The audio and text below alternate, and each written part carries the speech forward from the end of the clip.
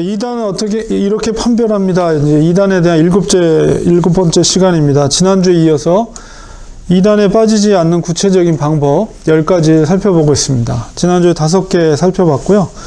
오늘 나머지 5가지 이단에 빠지지 않는 구체적인 방법에 대해서 살펴보도록 하겠습니다. 6번째로 성경을 사사로이 해석을 하면 안 됩니다. 성경을 바르게 해석해야 됩니다. 가능한 그 성도의 건강한 신앙은 담임 목사님의 설교에 의존하면 좋습니다. 혹 성경을 읽다가 혹은 연구하다가 이해되지 않는 부분이 나오면 그거는 그냥 넘어가시고요. 겸허하게 이해되는 부분만 일단 받아들입니다. 그리고 성경 지식이 부족한데도 성경을 함부로 해석하다가는 이단의 올매에 빠지기가 쉽습니다. 지적인 교만으로 이단에 미혹되기 쉽습니다. 성도는 누구나 성경을 해석할 권한이 있습니다. 성경 해석이 목사님의 전유물은 절대 아닙니다. 그렇지만 하나님께서는 목사님들에게 말씀을 해석해서 가르치는 은사를 주셨고, 그렇기 때문에 목사님의 도움을 받아야 됩니다. 건강한 그리고 건전한 교단에서 그리고 신학 공부를 하신 목사님이라면 누구든지 성경의 원어라든가, 그리고 이제 구약은 히브리어고 이제 신약은 헬라어, 그리스 말이죠. 그것에 대한 이제 원어 공부도 정규적인 신학 교육 과정 속에서 공부를 하게 되고요. 성경의 배경, 그리고 성경의 역사, 그리고 문화, 당시의 문화, 그리고 성경을 해석하는 해석학이라든가 구약 신학, 신약 신학, 전반적인 모든, 그리고 교의 신학, 교리, 이런 모든 것을 전반적으로 공부를 하게 됩니다. 그래서 그런 기본적인 성경을 해석할 수 있는 틀들을 배우게 되거든요. 이런 것을 종합해서 해석하기 때문에 목사님은 일반 성도들보다도 오류에 빠질 위험이 적죠. 그렇다고 해서 물론 목사님들이 절대적으로 성경을 다 안다 이렇게 말할 수는 없지만, 그래도 정규적인 신학을 해석할 수 있는, 성경을 해석할 수 있는 기본적인 소양과 교육들을 받기 때문에 일반 성도들이 이해하기 어려운 성경의 본문들을 해석하기에 그래도 오류에 빠지기가 적다는 것입니다. 사사로이 해석할 것이 아니라 담임 목사님이 해석하고 가르치는 것을 따라야만 합니다. 하나님께서는 계시록 7교회도 마찬가지로 이렇게 하나님께서 준비된 종들을 그 교회에 목양을 하도록 보내주신 거거든요. 그래서 저도 부족하지만 하나님께서 이 렌추아닌 교회에 보내주신 것은 그 많은 시간 동안에 하나님께서 준비시키셔서 하나님의 계획 가운데 이곳에 있는 성도들을 목양하도록 하나님이 보내주신 것입니다. 그러므로 하나님 보내신 목양인 목회자를 중심으로, 목회자의 가르침을 중심으로 잘 성경을 배우는 것이 중요합니다. 그래서 성경에도 사사로이 해석을 삼가라는 교훈을 주고 있어요. 이 본문의 의미를, 사사로이 해석하는 삼가라는 의미를 성도들을 어리석게 만드는 우민 정책으로 오해하면 안 됩니다. 성경에서 해석하기 어려운 부분을 우리가 무리하게 해석하려는 시도는 이단에 빠질 수 있는 잘못된 가능성을 열기 때문에, 특별히 수많은 이단들이 이런 난제, 성경에 이해하기 어려운 난제들을 그분들이 임의로 해석해서 잘못된 가르침으로 빠지게 돼서 결국은 이단으로 빠지게 되거든요. 그러니까 우리가 성경을 해석할 때 어려운 본문이 있으면 그 부분은 그냥 넘어가는 게 제일 좋습니다. 그래서 이해되는 부분들을 이해하고, 그 다음에 어려운 부분들은 담임 목사님과 질문을 통해서 그 본문을 이해하는 것이 가장 지혜롭고 건강한 해석법이다, 이렇게 이해하시면 됩니다. 7번째는 아무 데서나 안수기도를 받으면 안 됩니다. 성도들이 종종 어려운 일을 당하거나 신앙이 무력할 때, 또 담임 목사님의 도움을 원하고 안수기도를 부탁하는 사례가 있거든요. 그럴 때마다 목회자의 도움을 요청하면 됩니다. 그러나 목회자만 의지하지 말고 때로는 이제 만민이 기도하는 집으로 구별되어 놓은 성전에 나가서 또 기도해야 합니다. 우리가 미국 교회에 있다 보니까 이런 것이 조금 우리가 불편하죠. 한국적인 정서에서. 여긴 또 주중에는 학교 건물로 사용하다 보니까 우리가 늘 편안하게 언제든지 기도하고 싶을 때 와서 기도하고 이러면 좋겠는데 그것이 좀 어려운 상황입니다. 어쨌든 주님 앞에 우리가 어려운 일을 당할 때 있는 곳에서라도 하나님 앞에 기도하는 모습을, 기도함으로 주님께서 주시는 응답, 또 그런 능력, 이런 것들을 공급받는 것이 좋습니다. 때로는 우리가 기도원에 가기도 하죠. 물론 여기서도 이제 뭐 가까운 데는 은혜 기도원도 있고 몇몇 기도원들이 있습니다. 그래서 시간을 두고 우리가 기도원에 가서 기도할 수도 있는데, 기도원에 갈 때는 담임 목사님의 지도를 받아서 목사님이 추천하는 건전한 기도원에 가는 것이 좋습니다. 왜냐하면 때때로 기도원의 그 강사들이, 그곳에서 말씀을 전한 강사들이 신학적인 배경이 어떤지, 그리고 신학사상이 건전한지, 이런 것들을 성도들이 잘 모르거든요. 그러니까 그런 것들을 우리가 추천을 받아서, 목사님의 추천을 받아서 기도원에 가게 되더라도 그렇게 가는 것이 바람직합니다. 특별히 안수기도는 담임 목사님에게 받는 것이 좋습니다. 아무에게나 함부로 안수기도를 받다가 신앙이 잘못될 가능성이 높습니다.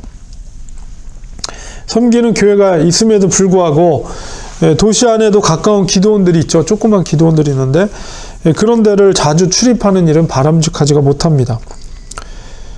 더군다나 담임 목사님이 아닌 다른 분에게 안수기도를 받는 일은 삼가야 합니다.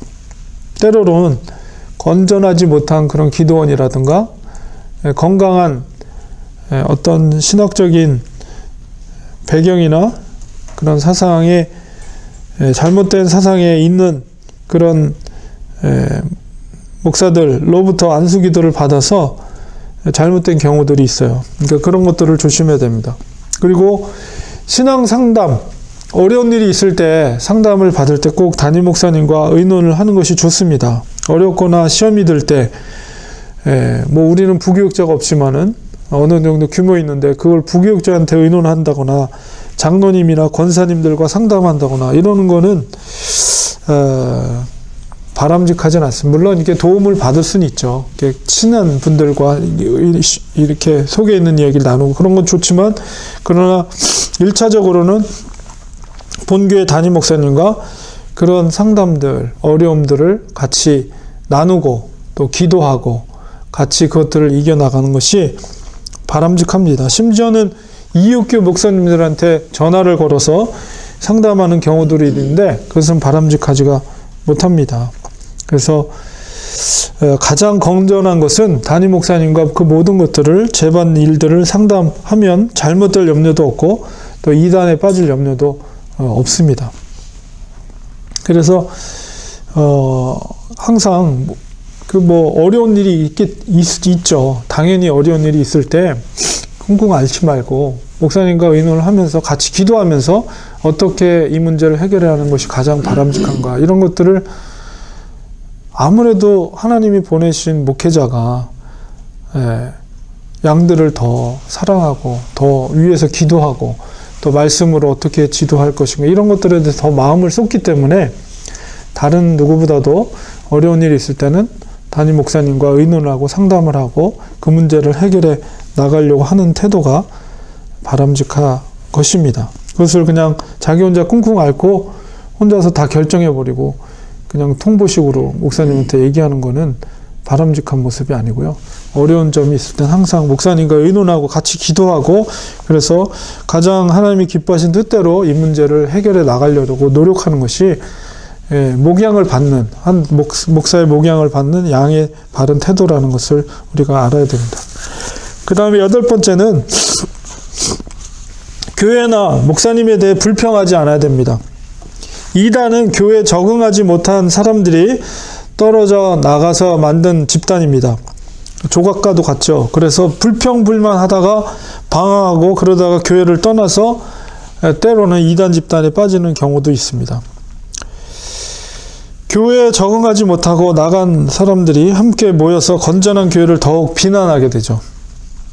그러므로 평소에 교회나 목사님에 대해 불평불만하지 말고 감사의 조건을 찾으려는 노력이 필요합니다. 지상에 있는 교회는 어느 교회를 막론하고 완전하지 못합니다. 불완전한 성도들이 모인 곳이 교회이기 때문입니다. 그러므로 교회 안은 항상 갈등이 있을 수 있어요. 이거를 우리가 인정해야 돼요. 목사님도 완전한 존재가 아닙니다. 목사님도 부족하고 또 약할 수 있어요. 그러나 목회자를 이해하고 도우려는 자세가 필요합니다. 마귀는 항상 불평합니다. 만족하지 않습니다. 에덴 동산에는 만족할 것 같지만 에덴 동산에도 넉넉한 그 에덴 동산에도 불평불만이 있었고 그 불평불만을 가지게 한 자들이 마귀였습니다.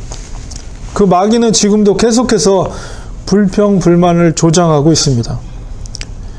마귀의 사전에는 절대 감사라는 것이 없어요. 중요한 것은 교회나 목회자에 대해 불평불만을 느낄 때 또 특별히 그런 때 이단에 미혹될 위험이 있다는 것이죠. 우리가 늘 감사와 찬송의 삶을 유지하려고 애써야 되고 그래서 이단에 빠지지 않도록 조심해야 됩니다. 이단에 빠지는 것뿐만 아니라 항상 교회는 초대교회라고 해서 완전했을 것 같습니까? 초대교회도 문제가 있었어요. 그 자기의 신분적인 문제 혹은 출신의 문제, 그래서 유대 출신이냐 아니면 이방 헬라인 출신이냐 그런 것 때문에 교회 안에서 문제가 일어났잖아요. 큰 문제가 일어났어요. 그래서 그것 때문에 종교 지도자들이 베드로, 야고보 이런 사도들이 다 모여서 예루살렘에서 이 문제를 어떻게 할 것이냐 이런 것을 서로 의논하고 문제를 해결하기 위해서 큰 종교 회의를 열릴 정도로 교회의 그런 문제들이 늘 존재할 수 있다. 아무리 그런 초대교회라 할지라도 오죽하겠어요. 지금 시대 속에서 교회는.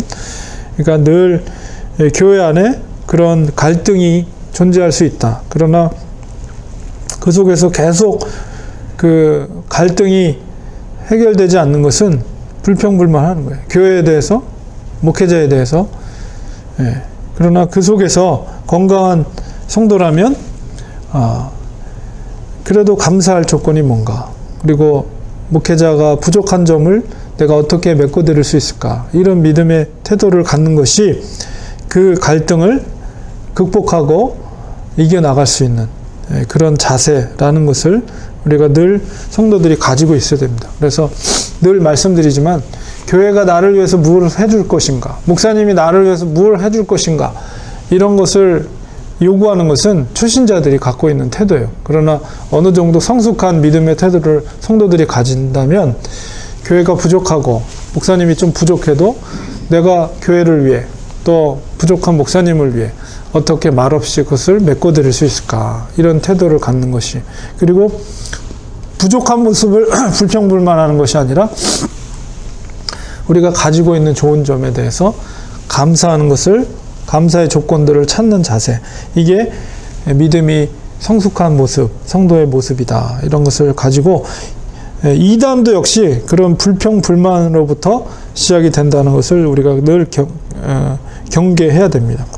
9번째는 신비적인 현상을 지나치게 추구하지 말아야 됩니다. 신비적인 현상을 너무 추구하면 이단에 빠질 가능성이 높습니다. 이단이나 그런 사이비 집단에 빠진 사람들을 보면 대부분이 지나치게 그 신비적인 것, 뭐 치유라든가 뭐 방언, 입신, 뭐 이런 것들, 그런 신비적인 현상들을 갈망하거나 그것을 체험하는 것을 절대시하는 경우들이 있어요. 물론 우리 기독교라는 것이 신비적인 요소들이 많이 있습니다. 예수님의 동정녀 탄생이라든가, 그 다음에 오병이어의 기적 같은 것, 그리고 장님, 시각장애인을 고침 받은 것들, 이런 것들은 너무나도 놀라운 일이죠. 일반적인 현상은 아니에요. 신비로운 것이지만, 그리고 이제 여러 가지 은사를 통한 신비로운 것들이 일어나지만, 그렇다고 해서 기독교가 신비주의는 아닙니다.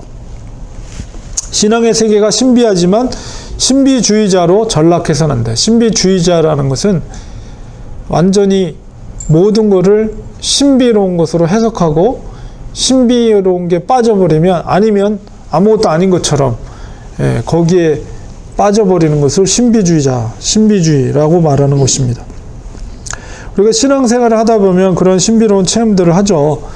병이 치유된다라던가, 아니면 방언을 한다거나, 혹은 신비로운 체험을 한다거나, 이런 것들이 있지만은, 그렇다고 해서 그런 것들을 절대시해서 우리의 기본적인 정통인 교리를 무시하면은 절대로 안 됩니다. 우리의 정통적인 교리는 신앙생활의 울타리이기 때문에 모든 것을, 신비적인 것을 우선시해서 그 모든 것들을 가볍게 생각해서는 안 된다는 것이죠. 자, 계속해서 그런 자꾸 신비로운 것을 추구하다 보면 양의 탈을 쓴 이단들의 그런 신비 현상에 덫에 걸려들게 됩니다. 그래서 마귀도 그 신비로운 일들을 행하거든요. 그러니까 거기에 빠져들면, 그것을 절대적인 기준으로 잡아버리면 이단에 빠지게 된다는 것이죠. 우리가 늘 건강한, 그리고 정상적인 신앙생활에 우리가 만족하면서 교회 생활을 해야 됩니다. 특별한 것, 신비적인 것만을 쫓아다니면서 추구하다 보면 비정상적으로 살게 돼 있어요. 마지막 10번째는 이단에 속한 자의 논쟁을 피해야 됩니다. 이단과는 논쟁할 필요가 없어요. 서로 전제 조건이 다르기 때문에 아무리 논쟁해도 시간만 낭비할 뿐입니다. 이단들은 자신의 잘못된 교리를 절대로 양보하지 않아요. 항상 설명을 해도 원점으로 돌아옵니다. 그래서 성경에서 난제, 이해하기 어려운 부분은 그냥 덮어두는 겸손함이 있어야 돼요. 그러나 이단들은 그런 난해 구절들을 아주 교묘하게 억지 논리로 풀거나, 심지어 공격용으로 몇 구절만을 암송해서 정통신앙에 도전합니다. 이게 그런 것들을 훈련해서 나오기 때문에 일반 성도들이 그 사람들과 맞서서 논쟁을 하게 되면 그들의 논리에 빠져버리게 돼요. 대부분 오래 믿은 성도가 이단에 빠지는 경로들이 바로 이단자들과 논쟁을 하다가 이단에 휘말리게 됩니다. 그들의 논리 속에 잘못 덜컥 걸려들어가면 자기가 그렇네? 그러면서 빠져들게 돼요. 그렇기 때문에 우리가 그들과 논쟁할 필요가 전혀 없습니다. 설령 이단과의 논쟁에서 우리가 이긴다 할지라도 그 사람들이 자기들이 졌다고 그래 당신의 전통 교리에 우리가 수용하겠어. 절대 그러지 않거든요. 오히려 씩씩거리면서 다음에 더 이기기 위해서 더 잘 준비해갖고 오지, 절대 그들이 논쟁에서 이겼다고 해서 그들이 그 이단에서 건져지는 것이 절대 아닙니다. 그러므로 그 이단에 속한 사람들과 논쟁을 행하는 것은 바람직하지 않다. 한두 번 훈계한 후에, 디도서 3장 10절에 있는 것처럼 이단에 속한 사람들 한두 번 훈계한 후에 듣지 않으면 그들을 멀리하는 것이 지혜롭습니다. 그게 또 성경적인 가르침이고요. 그래서 우리가 이제까지 이단에 대해서 살펴보았습니다. 그래서 우리가 이단을 어떻게 판별할 것인가, 오늘 7번째 시간을 했는데 오늘 여기까지 이단을 마치도록 하고요. 다음엔 또 새로운 주제나 아니면은 웨스트민스터 소요리 문답, 아니면은 이제 교리에 대해서 우리가 새롭게 다음 주부터 시작하도록 하겠습니다. 기도하고 마치겠습니다.